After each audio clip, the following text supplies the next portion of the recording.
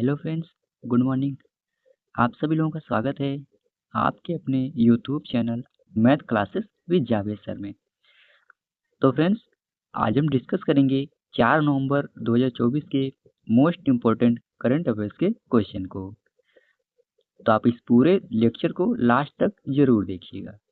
और फ्रेंड्स, अगर आप हमारे चैनल पे पहली बार आए हैं तो चैनल को सब्सक्राइब करना ना भूलें, ताकि हमारे द्वारा कुछ भी अपडेट किया जाए उसका नोटिफिकेशन आपको सबसे पहले मिल सके। और इस वीडियो का पीडीएफ आपको हमारे टेलीग्राम चैनल पे मिल जाएगा, जिसका लिंक वीडियो के डिस्क्रिप्शन में दिया गया है। वहां से इजीली आप डाउनलोड कर सकते हैं। तो चलिए आज के सेशन को करते हैं स्टार्ट। तो फ्रेंड्स, कल तो संडे था और संडे के दिन हम लोगों ने वीकली करंट अफेयर्स का रिवीजन किया। तो हम लोग 2 नवंबर के करंट अफेयर्स का रिवीजन कर लेते हैं, जिसमें पहला प्रश्न है, आईसीसी भ्रष्टाचार निरोधक इकाई के अध्यक्ष कौन बने हैं?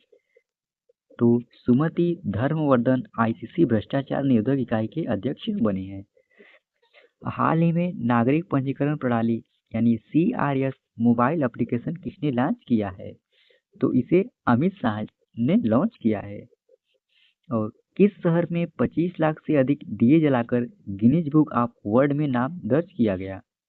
तो अयोध्या में 25 लाख से अधिक दिए जलाकर गिनीज बुक ऑफ वर्ल्ड में नाम दर्ज किया गया। रक्षा मंत्री राजनाथ सिंह ने देश का वल्लभ और वीरता संग्रहालय राष्ट्र को समर्पित किया है। यह कहाँ पर स्थित है? तो यह अरुणाचल प्रदेश के तवांग जिले में स्थित है। और किस राज्य में उत्तर भारत की सबसे बड़ी फ्लोटिंग सौर परियोजना का उद्घाटन हुआ है? तो यह मध्य प्रदेश में इस परियोजना का उद्घाटन हुआ है। अगला प्रश्न है, हिजबुल्लाह का नया प्रमुख किसे घोषित किया गया? तो नईम कासिम को हिजबुल्लाह का नया प्रमुख घोषित किया गया है। और टेस्ट में सबसे ज्यादा विकेट लेने वाले 5वें भारतीय गेंदबाज कौन बने? तो रविंद्र जडेजा टेस्ट क्रिकेट में सबसे ज्यादा विकेट लेने वाले 5वें भारतीय गेंदबाज बने हैं। हाल ही में किसे जामिया का कुलपति नियुक्त किया गया है? तो मजहर आसिफ को जामिया का कुलपति नियुक्त किया गया है। और भारत ने किस देश के धार्मिक स्थलों के लिए सोलर रूफटॉप सिस्टम प्रदान किए हैं? तो यह भारत ने श्रीलंका देश के लिए प्रदान किए हैं। अभी हाल ही में विश्व शाकाहारी दिवस कब मनाया गया है? तो 1 नवंबर को अभी हाल ही में विश्व शाकाहारी दिवस मनाया गया है। अब चलिए फ्रेंड्स, हम लोग आज के सेशन को कवर कर लेते हैं, जिसमें पहला प्रश्न है, बोत्सवाना के नए राष्ट्रपति के रूप में किसे नियुक्त किया गया? तो इसका सही विकल्प हो जाएगा बी, यानी ड्यूमा बोको को बोत्सवाना के नए राष्ट्रपति के रूप में नियुक्त किया गया। आइए डिटेल में जान लेते हैं। बोत्सवाना देश के नए राष्ट्रपति ड्यूमा बोको नियुक्त हुए हैं। और डीमा बोको ने निवर्तमान राष्ट्रपति मोकगोत्सी मासिसी को हराकर नए राष्ट्रपति बने हैं। और फ्रेंड्स, मासिसी ने 1966 में ब्रिटेन से आज़ादी मिलने के बाद से सत्ता पर काबिज थे। और हार के साथ ही उनकी पार्टी का 58 साल पुराना शासन समाप्त हो गया। इसलिए बोत्सवाना के नए राष्ट्रपति ड्यूमा बोको चर्चा में हैं। अच्छा फ्रेंड्स, अब हम लोग बोत्सवाना के बारे में भी जान लेते हैं। तो बोत्सवाना की राजधानी कहाँ है? तो गाबोरोन बोत्सवाना की राजधानी है। और यहाँ के राष्ट्रपति कौन है? जो भी हाल ही में नियुक्त हुए हैं, ड्यूमा बोको। और यहाँ की मुद्रा बोत्सवाना पूला है। और यहाँ की आधिकारिक भाषा अंग्रेजी है।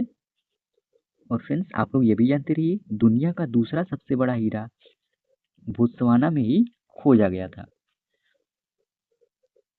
अगला प्रश्न है, किसी एमसीएक्स का एमडी और सीईओ नियुक्त किया गया है? तो इसका सही विकल्प हो जाएगा बी, यानी प्रवीणा राय एमसीएक्स का एमडी और सीईओ नियुक्त हुई हैं। आइए डिटेल में जान लेते हैं। मल्टी इमोडिटी एक्सचेंज ऑफ इंडिया यानी MCX में प्रवीणा राय को मुख्य कार्यकारी अधिकारी और प्रबंध निदेशक के रूप में कार्यभार संभाला है। और फ्रेंड्स इनका कार्यकाल 5 वर्ष का होगा। और बात करें फ्रेंड्स इन्होंने किनका स्थान लिया है, तो प्रवीणा राय ने PS रेड्डी का स्थान लिया है, जिन्होंने मई 2024 तक MCX के CEO के रूप में 5 साल तक सेवा की। अब बात कर लेते हैं फ्रेंड्स MCX के बारे में। तो इसकी स्थापना 10 नवंबर सन 2003 ईस्वी में हुई थी। और MCX की MD और CEO कौन है, तो प्रवीणा राय, जो भी हाल ही में बनी है, और इसका मुख्यालय महाराष्ट्र की राजधानी मुंबई में स्थित है। अगला प्रश्न है, रक्षा सचिव का पदभार किसने संभाला है? तो इसका सही विकल्प हो जाएगा डी, यानी राजेश कुमार सिंह ने रक्षा सचिव का पदभार संभाला है। आइए डिटेल में जान लेते हैं। राजेश कुमार सिंह ने नई दिल्ली में साउथ ब्लॉक में रक्षा सचिव के रूप में आधिकारिक रूप से कार्यभार संभाला।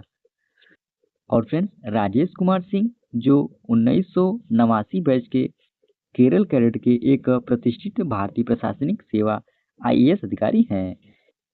अब बात करें फ्रेंड्स इन्होंने किनका स्थान लिया है, तो राजेश कुमार सिंह ने आंध्र प्रदेश कैडर के 1988 बैच के IAS अधिकारी गिरधर अरमाने का स्थान लिया है।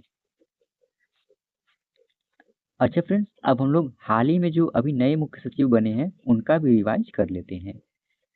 तो गोविंद मोहन यह गृह सचिव बने हैं, और TV सोमनाथ तो यह कैबिनेट सचिव बने हैं, और विक्रम मिस्त्री यह विदेश सचिव बने हैं, और तुहिनकांत पांडे तो यह वित्त सचिव बने हैं, और विक्रम देवदत्त यह कोयला मंत्रालय के सचिव बने हैं, और शारदा मुरलीधरन यह केरल के मुख्य सचिव बने हैं, और श्री संदीप पौंडरी यह इस्पात मंत्रालय के सचिव बने हैं, और KAP सिन्हा तो इन्हें पंजाब का मुख्य सचिव बनाया गया है, और धर्मेंद्र कुमार तो यह दिल्ली के नए मुख्य सचिव बने हैं, और अमृतलाल मीणा तो ये बिहार के नए मुख्य सचिव बने हैं। आइए डिटेल में जान लेते हैं।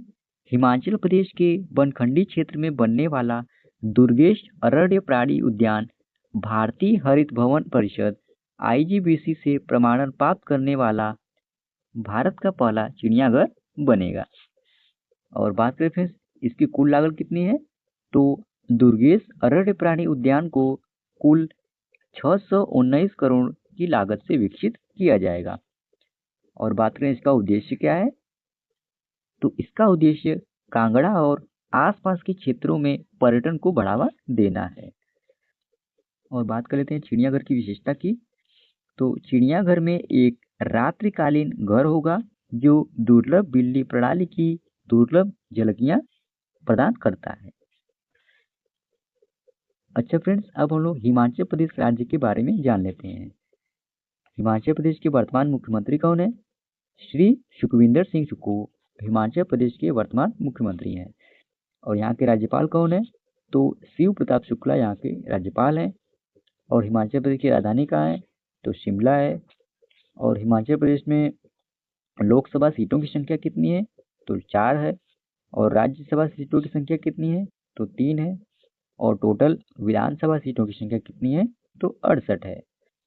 और ये है फ्रेंड्स अपना प्यारा भारत, और ये है हिमाचल प्रदेश राज्य का मैप। और भारत के मैप की बात करें, ये सर्कल में जो दिख रहा है वह हिमाचल प्रदेश राज्य का मैप है। अगला प्रश्न है, देश के पहले एनालॉग अंतरिक्ष अभियान का शुभारंभ कहाँ किया गया? तो इसका सही विकल्प हो जाएगा सी, यानी लद्दाख में देश के पहले एनालॉग अंतरिक्ष अभियान का शुभारंभ किया गया है। आइए डिटेल में जान लेते हैं। गगनयान मिशन के तहत भारत पहली बार अंतरिक्ष में यात्री को भेजने वाला है। और इसरो ने भारत के पहले एनालॉग अंतरिक्ष मिशन के शुभारंभ की घोषणा की है। और इस मिशन का उद्देश्य पृथ्वी से दूर बेस स्टेशन स्थापित करने की चुनौती का पता लगाना है। और देश के पहले एनालॉग अंतरिक्ष अभियान का शुभारंभ कहाँ हुआ है, तो लद्दाख के लेह में इसका शुभारंभ किया गया है। अच्छा फ्रेंड्स, एनालॉग अंतरिक्ष अभियान के लिए लद्दाख का ही चयन क्यों हुआ है? तो एनालॉग मिशन के तहत धरती पर ऐसी जगह को चुना जाता है जो अंतरिक्ष या किसी आकाशीय पिंड की वातावरण और माहौल जैसा हो। इस कारण एनालॉग अंतरिक्ष अभियान के लिए लद्दाख का चयन हुआ है। और फ्रेंड्स, बात करें भारत के अंतरिक्ष विजन का लक्ष्य क्या है? तो 2035 तक भारतीय अंतरिक्ष स्टेशन को स्थापित करना है और 2040 तक चंद्रमा पर भारतीय को उतारना भारत के अंतरिक्ष विजन का लक्ष्य है। अगला प्रश्न है, किस राज्य में सबसे बड़े अपशिष्ट ऊर्जा संयंत्र का उद्घाटन किया गया है? तो इसका सही विकल्प हो जाएगा ए, यानी गुजरात राज्य में सबसे बड़े अपशिष्ट ऊर्जा संयंत्र का उद्घाटन हुआ है। आइए डिटेल में जानते हैं। केंद्रीय मंत्री अमित शाह ने 1 नवंबर 2024 को अहमदाबाद में गुजरात के सबसे बड़े अपशिष्ट ऊर्जा संयंत्र का उद्घाटन किया है। और फिर यह संयंत्र 375 करोड़ रुपए की लागत से पीपीपी मॉडल पर प्रस्तावित किया गया है। और बात करें फ्रेंड्स, पीपीपी मतलब तो पब्लिक प्राइवेट पार्टनरशिप, यानी सरकारी और निजी क्षेत्र के बीच यह साझेदारी हुई है। और कचरे से ऊर्जा बनाने वाले संयंत्र को अपशिष्ट ऊर्जा संयंत्र कहा जाता है। यह संयंत्र नगर पालिका के ठोस अपशिष्ट पदार्थ को जलाकर बिजली पैदा करते हैं और इससे लैंडफिल या भूमि क्षेत्र में कचरा कम होगा और इससे ग्रीन हाउस गैस का उत्सर्जन कम होगा। Okay friends. अच्छा फ्रेंड्स, अब हम लोग गुजरात राज्य के बारे में भी जान लेते हैं। तो बात करें इसकी स्थापना कब हुई थी? 1 मई सन 1960 ईस्वी में गुजरात राज्य की स्थापना हुई थी। और गुजरात की राजधानी कहाँ है? तो गांधीनगर है। और गुजरात के वर्तमान मुख्यमंत्री कौन है? तो भूपेंद्र भाई पटेल गुजरात राज्य के वर्तमान मुख्यमंत्री हैं। और गुजरात के राज्यपाल कौन है? तो आचार्य देवव्रत गुजरात राज्य के वर्तमान राज्यपाल हैं। गुजरात के करंट अफेयर्स का रिवीजन भी कर लेते हैं। तो गरबा को यूनेस्को विरासत सूची में शामिल किया गया है। केंद्रीय मंत्रिमंडल ने गुजरात के सांडन में एक नए सेमीकंडक्टर संयंत्र को मंजूरी दी है। केंद्रीय पर्यावरण मंत्रालय द्वारा जारी स्वच्छ वायु सर्वेक्षण में गुजरात शीर्ष पर रहा। और प्रधानमंत्री नरेंद्र मोदी ने सूरत में जल संचय जन भागीदारी कार्यक्रम का शुभारंभ किया है। और ये है फ्रेंड्स गुजरात राज्य का मैप। और भारत के मैप में जो आप लोगों को ब्लैक कलर में दिख रहा है वह गुजरात राज्य का मैप है। चलिए अगले प्रश्न में चलते हैं। अगला प्रश्न है, किस देश के शोधकर्ताओं ने पृथ्वी से 5 गुना बड़ा नए ग्रह की खोज की है? इसका सही विकल्प हो जाएगा सी, यानी अपने भारत देश के शोधकर्ताओं ने पृथ्वी से 5 गुना बड़ा नए ग्रह की खोज की है। आइए डिटेल में जान लेते हैं। फिजिकल रिसर्च लेबोरेटरी यानी PRL के भारतीय शोधकर्ताओं ने TOI 6651b की खोज की है। अब TOI 6651b एक एक्सोप्लैनेट है। इसका द्रव्यमान पृथ्वी से 60 गुना और त्रिज्या इसकी 5 गुना अधिक है। और बात कर लेते हैं फिजिकल रिसर्च लेबोरेटरी की, तो भारत सरकार के अंतरिक्ष विभाग के अंतर्गत एक अनुसंधान संस्थान है और इसकी स्थापना 1 नवंबर सन 1947 ईस्वी में हुई थी। और इसके संस्थापक की बात करें फ्रेंड्स तो डॉक्टर विक्रम साराभाई द्वारा इसको स्थापित किया गया था। और इसके निदेशक कौन है? तो अनिल भारद्वाज इसके निदेशक हैं और यह गुजरात के अहमदाबाद शहर में स्थित है। अगला प्रश्न है, कोयले से विद्युत उत्पादन बंद करने वाला पहला देश कौन बना है?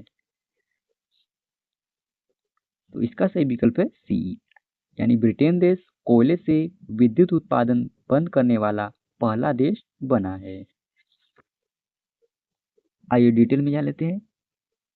हाल ही में ब्रिटेन ने अपने आखिरी प्लांट यूनिपर के रेड क्लिफ ऑन शोर को बंद करके कोयला आधारित बिजली उत्पादन को बंद करने वाला पहला G7 देश बन गया है।